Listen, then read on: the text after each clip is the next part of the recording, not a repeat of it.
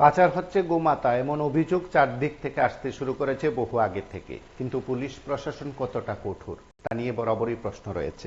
আমরা যে দৃশ্য আপনাদের কাছে তুলে ধরছি সেটা পানিসাগর থানাধীন দেওছড়া এলাকায়। সেখানে আমজনতা গরু পাচারকালে আটক করেছেন সে দাবি সংবাদ মাধ্যমের মুখোমুখি হয়ে রেখেছেন। তাদের দাবি যে 12টি গরু সেখানে পাচার করা হচ্ছে, অবৈধভাবে পাচারের অভিযোগ তোলা হয়েছে, দুটো গাড়িও সেখানে আটক করা হয়। জনতা ক্ষিপ্ত হয়ে উঠেছেন সেখানে, কারণ পুলিশের ভূমিকা বরাবরই যখন শূন্য এবং পুলিশ যখন গাছড়া ভাব দেখাচ্ছে, ঠিক তখন উত্তেজিত জনতা এই গাড়ি আটক করে চালককে সেখানে আক্রমণ করেছে বলে অভিযোগ উঠেছে। সেদিক থেকে উত্তেজিত জনতার হাতে গাড়ি যেমন ভাঙচুর হয়েছে, ঠিক তেমনি চালকও আক্রান্ত হয়েছেন বলে খবর। তবে এই ঘটনা জানাজানি হতেই পুলিশ কিন্তু অকুস্থলে পৌঁছেছে। আমরা এক সংক্ষিপ্ত যে তথ্য আপনাদের কাছে তুলে ধরতে চাই, সেটা হচ্ছে পানিসাগর থানার অন্তর্গত দেওছড়া স্কুল সংলগ্ন এলাকায় আজ 7 সকালেই সেখানকার মানুষ দেখতে পান যে দুটো গাড়ি করে সেখানে গরু নিয়ে যাওয়া হচ্ছে।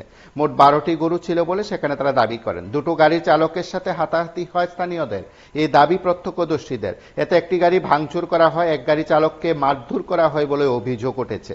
পরে পরিস্থিতি সামাল দিতে পানিসাগর থানার পুলিশ ছুটে আসেন এবং সেখানে এসে বিস্তৃতভাবে তিনি সংবাদ মাধ্যমের মুখোমুখি হয়ে ঘটনাটি জানালেও পরিস্থিতি নিয়ন্ত্রণ বা তার টিম করেছে বলে দাবি করা হয় এবং পুলিশ এবং দমকল কর্মীরা তড়িঘড়ি ঘটনাস্থলে এসে আহত চালককে সেখানে হাসপাতালে পাঠানোর ব্যবস্থা করেছে বলে দাবি করা হয়। তার পাশাপাশি গরু এবং গাড়ি আটক করা হয়েছে বা পুলিশি হেফাজতে রাখা হয়েছে। এক গাড়ি চালক পালিয়ে যেতে সক্ষম হয়েছেন বলে প্রত্যক্ষদর্শীরা জানিয়েছেন এবং অপরজনকে সেখানে পুলিশের হাতে তুলে দেওয়া হয়েছে, তাই তিনি বর্তমানে হাসপাতালে চিকিৎসাধীন বলে খবর। এই বিষয়গুলো সরাসরি সেখানকার মানুষজন, পুলিশ কর্তারা যেমন তুলে ধরেছেন এবং ওসি সুমন্ত ভট্টাচার্য সংবাদ মাধ্যমের মুখোমুখি হয়ে বিস্তৃত জানিয়েছেন। আমরা আপনাদের কাছে প্রায়শই বেশ কয়েকটি জায়গা থেকে এই ঘটনাগুলো তুলে ধরি। সেখানে গরু অবৈধভাবে পাচারের অভিযোগ বরাবরই বিভিন্ন জায়গা থেকে আসতে শুরু করেছে এবং দীর্ঘদিন ধরে সেই বিষয়গুলো নিয়ে আলোচনা হলেও কার্যত পুলিশ প্রশাসন কতটা সক্রিয়, কার্যত পুলিশ প্রশাসন কতটা সময় উপযোগী পদক্ষেপ নিচ্ছে, সেটা বিভিন্ন সময় বিভিন্ন জায়গা থেকে কিন্তু আপনারা টের পান। সেদিক থেকে আজকের ঘটনা যখন পরিস্থিতি নিয়ন্ত্রণের বাইরে চলে যায়, তখন পুলিশ তার মতন করে ব্যবস্থা গ্রহণ করার কথা বললেও কার্যত পুলিশ কি ব্যবস্থা গ্রহণ করতে পারবে? আমরা শুনি সেখানকার স্থানীয় বক্তব্য, তার পাশাপাশি পুলিশের কি বক্তব্য আমরা একবার শুনবো।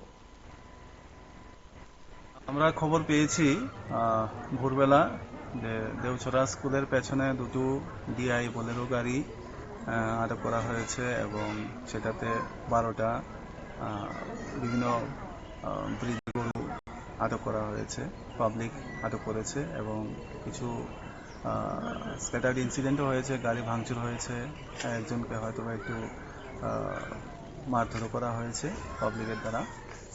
তো আমরা আসলাম এখানে, মধ্যে ঘটনার সত্যতা পেলাম। ফায়ার সার্ভিস একজন লোককে হসপিটালাইজড করেছে আর এখানে মধ্যে 12টা গরু আছে, গাড়ি দুটো আছে। তো আমরা দেখছি যদি স্থানীয় লোকজন কোনো রকমের অভিযোগ দেয়, সেই অভিযোগ মোতাবেক আমরা এফআইআর রেজিস্টার করব অ্যানিম্যাল ক্রুয়েলটি অ্যাক্টে, অথবা আমরা সুমোটো কমপ্লেন নিয়ে এটা তদন্ত করব। স্যার, গরুগুলো এখন আপনারা কি করবেন? গরুগুলো আমরা ভাবছি গোশালাকে দিয়ে দেবো, কারণ আমাদের রাখার কোনো ব্যবস্থা নেই। গাড়িগুলি স্যার আপনারা কি সিজ করবেন? হ্যাঁ, অবশ্যই সিজ হবে।